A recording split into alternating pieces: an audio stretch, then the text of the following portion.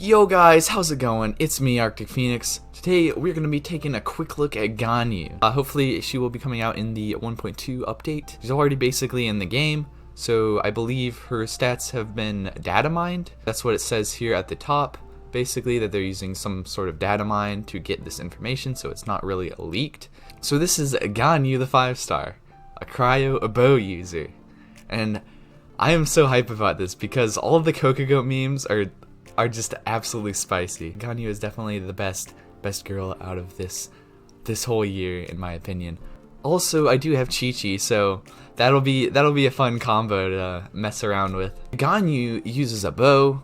She scales very good off of attack. Like her attack percentage right here, her base attack goes up to 335, which is actually, I think, 4 more than Diluc, which is the highest in the game right now. She also is going to scale her cryo damage as she goes up, which is really good because her base attack is high, so you can run attack percentage artifacts or attack percentage weaponry.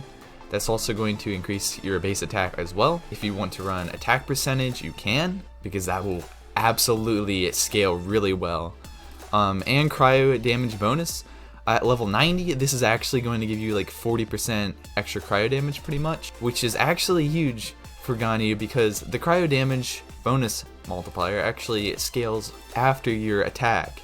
So your max attack, and then it adds 40% of that, and that'll give you your damage for all of her cryo abilities, and that's mainly what you're going to be using with her. Like, I don't see a reason why you would need any sort of physical DPS. For her normal attacks, basically, she has 2 levels of her charge attack. So the first one is basically just a normal cryo arrow charge attack, and the second level is a frost flake arrow that blooms on impact and blooms afterward. So it's going to be actually hitting double the damage, plus it scales really nicely with attack.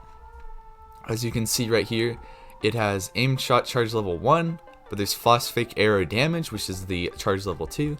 And then it goes down into frost flake arrow bloom damage.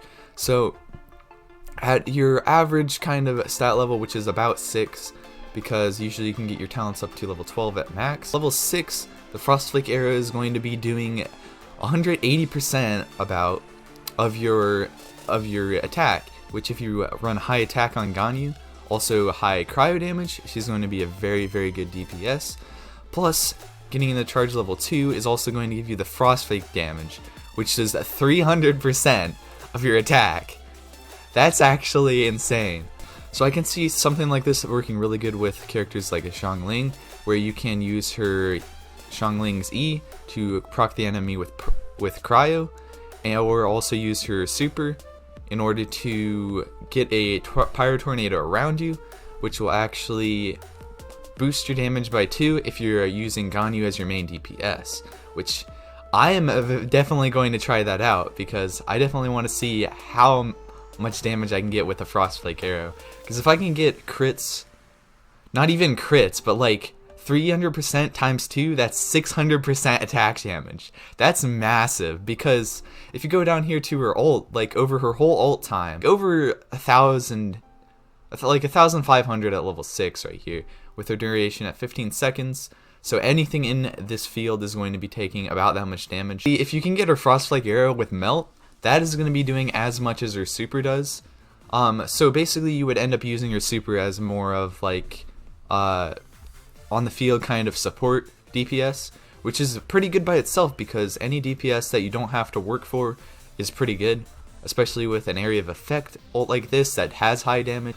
As for her E, this is basically an Ice Lotus that literally, people were saying that this is similar to Amber's. However, this one is Amber's like way superior. So basically at level 6, you're going to be getting like 168% inherited HP. Usually archers don't have the most HP, but even if you get in that 20,000 range, you're still going to be getting an Ice Lotus that's going to last a decent bit.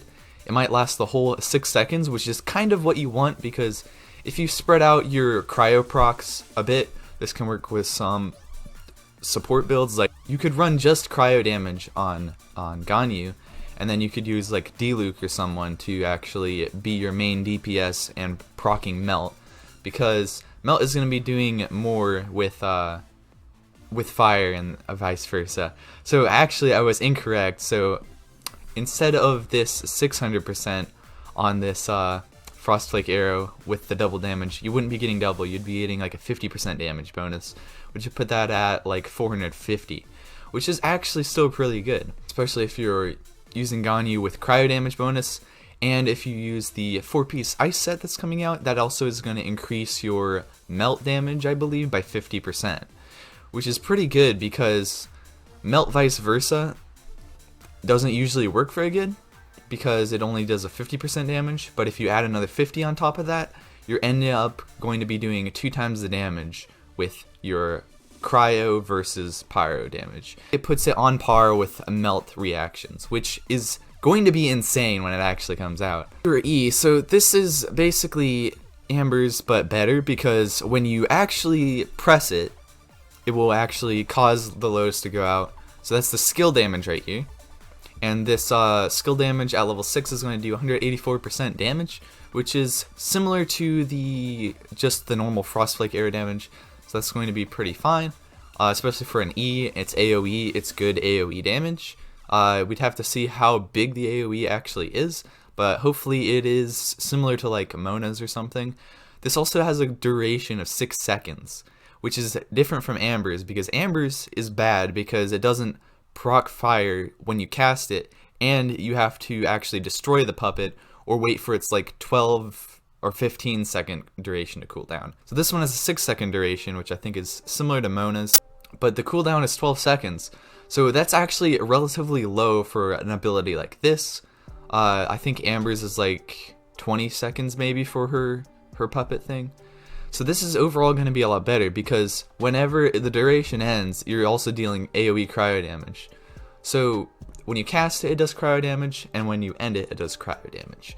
So you're going to be getting a lot more damage. This basically 180%. You're going to be getting closer to 400% of damage by one cast of this. You could actually run a burst damage with this, like if you don't spec anything into Ganyu's HP, especially if you have like a low level flower or something. The flower isn't necessarily as important, but what you can do is you can actually circumvent this 6-second duration if you want to go for just burst damage. So what you could do is you could use Ganyu as more of a crowd control kind of quick burst damage character, along with like someone like D-Luke, in order to clean them up after you've procced it twice. Because if you run a low HP, this thing will be destroyed a lot faster, and that's actually probably something that could be viable. However, I think you should definitely upgrade your artifacts, so it's not necessarily as good. But like with someone like Amber, like low HP is definitely what you usually have. So Amber is actually better the lower level she is. But with Ganyu, you don't have to worry about being low level to actually get like use out of this, because if you're missing out on all the damage and stuff that this does by itself. For passive talents, these I believe have changed since I last looked at this. So the first one right here, it's useless. It's just absolutely useless. It just refunds some ores. But the second one is the one that actually changed. Now, this changed from something that I kind of was okay with, but now it's something that I am kind of even more okay with. So after firing a Frostflake arrow, the crit rate of subsequent Frostflake arrows and the resulting bloom effects is increased by 20% for 5 seconds. Now see, that seems like we're also going to be getting a 5-second charge rate for the, it might be like 3-4 seconds for the Frostflake arrows actually. I'm leaning more towards like 3 seconds because normal ones usually take 2 seconds to charge. So another second would be a little bit of a little bit hard to do if you are getting like charged up by enemies. But basically that's going to increase your crit rate on next Frostflake arrows, which is pretty good because 20% is a pretty good buff on anything. That's like 20% of what it starts out with or what you've already scaled it to. This did change from like if the Frostflake arrow actually hits and it's a crit, that the bloom afterward would be a crit. But what I get from this is that that's already basically intrinsically part of how the Frostflake arrow works, because you're increasing your crit rate for all of that by 20%. So I'd have to do some testing, but I think they basically built in the passive by itself already into this.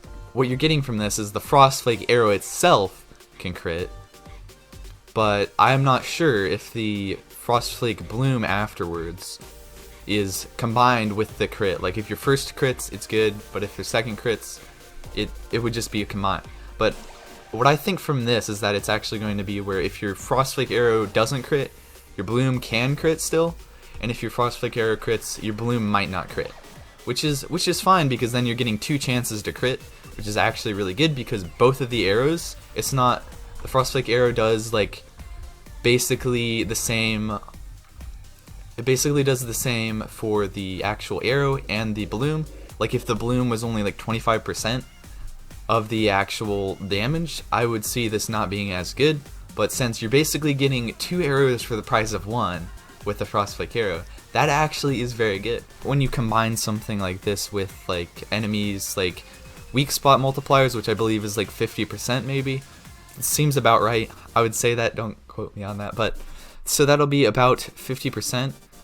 Plus if you run a weapon like Crescent Bow, which actually increases your damage when you hit an enemy's crit spot, increases your attack percentage by like 40-60%. Like if you have max refinement, that thing is just absolutely amazing, especially with Ganyu. That's the best 4-star weapon for Ganyu because of that. If you're just running your Frostflake arrows, you can keep spamming them, because the first one you hit, it's going to trigger her passive. It's going to trigger her passive, and then the next one is going to do 20% increased crit rate. On top of that, you can run like two cryo on your team, which is probably what I'm going to do. I'm going to run like Chi-Chi and Ganyu on my team, so that'll increase my crit rate by 15% anyway. So that'll actually be good. So her second ability also decreases cryo damage bonus to any member that is actually in the cryo damage pool of her elemental burst, which is pretty good because Ganyu does scale pretty good off of attack and also cryo damage, which is something you like to see, because if she just scaled off of attack, she would have a large attack, but then you can already get large attack on her anyway if you just run attack percentage things. That would be very good. So like Gladiator set, I already have a piece that already has like really good substats, and its main stat is cryo damage, so that is what I'm going to be using on Ganyu Day 1. And then I will be moving to a 4-piece of the new Frost set that comes out, so I can get the elemental double damage for my my melts. As for her constellations, like her constellations actually are kind of good. This last one I believe has changed. Like this changed from Frostflake arrows hits basically would cause your next Frostflake arrow to not require charging, but I think that made it to where, but that was like if you were hitting crits with that. So I think they changed it to the Trail of Chillin actually decreases your Frostflake arrow cooldown for like 30 seconds. So like you literally don't have to charge it up. Like you literally just like be like pew, and then it would go. So, but that's C6. But the first two are actually pretty good, because something like Trail of Chillin, this is probably something that you could use for a support. Basically, she goes more supporty the further you get on, but she still can be a good main DPS. So the second one adds another charge. So if you did get this second constellation, I would recommend running like something like Sacrificial Bow and using her as a support, because then you can proc this. Also, I think it would have the chance to reset when you get the end duration of this. Also, like Frostflake arrows, you're going to be using that mainly when you have her on the field. You can decrease cryo resistance, which is good because cryo resistance decreased plus cryo damage boosted increases your damage by a whole lot more than if it was just damage bonuses, because resistance actually makes it to where your damage percentages do more to enemies. And so basically the constellations aren't necessarily necessary for her to do her full damage. Like her full damage pretty much is there. This just gives her way more utility in terms of cooldowns and also support. Overall, like, Ganyu is actually gonna be insane when she comes out. Her like scaling up is pretty good. Like, she uses these flowers, which no one else uses these really. So, oh, except actually Zhao uses them. But Ganyu is definitely my favorite character out of this whole game, and I do actually have the guaranteed roll for that because the last one I rolled was Diluc on the character banner. So this next one, which I should be hitting Pity, I'm saving up for Pity for this next banner with Ganyu on it. And so that will basically give me guaranteed Ganyu. So that is going to be so hype. We've got to wait till update 1.2. Dragon Spine is going to be coming out. That is going to be actually epic. Also, if you guys want some spicy Coca-Goat content, I do have a second channel that I'm working on called Coca-Goat Milk. And I basically post a bunch of Ganyu related memes on there. So that is going to be something that I'm working on a bit. Hopefully it really pops off when Ganyu banner actually comes out, because people will actually be searching that more. Also, the Ganyu story quest I am so hyped for, because they've just gotta like do Coca-Goat stuff in that. But yeah, so leave a like down below, follow my second channel, and yeah, I'll see you guys next time. Farewell.